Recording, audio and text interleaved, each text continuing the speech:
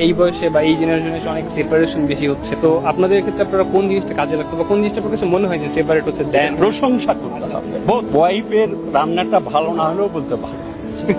Separation is not the solution. আর একজনটা বিয়ে করবো সেটা আরো খারাপ হতে পারে। আমি রোজা রাখি, সেটি খাই, তাই না? শেষটাতে উঠে আমি খাবারটা গরম করি, করে টেবিলে রেখে আমি আমার ওয়াইফকে ডাকি ঘুম থেকে যে তুমি উঠো, সময় শেষ হয়েছে, খাও। আমার এক্সপেকশন যদিও যে সে উঠে গরম করে আমার খাওয়াবে, কিন্তু সেটা হচ্ছে না। বাট এটা নিয়ে আই হ্যাভ নো কমপ্লেন। আমি বরঞ্চ তাকে ডেকে খাওয়াই দিচ্ছি, সে রোজাটা রাখতে পারে। It is called sacrifice, it is called love. অথবা আমি আমার বউ চা করে নিয়ে এসে দেবে, আমি খাবো, এবং ও না করলে আমি ওকে একটা ধমক দিব। নো, ও করতে পারছে না বা ও ব্যস্ত আছে বাচ্চা নিয়ে, আমি নিজে বানিয়ে ওকে এক কাপ দিলাম, আমি এক কাপ খাবো। ইফতারি রেডি করবো, টেবিলে সাজাবো, সে হয়তো আসেনি বা সে ওই সব ধারে না, আমি ঠিক মতো সাজিয়ে শরবত বানিয়ে তাকে ডাকলাম যে আসো আমরা একসাথে।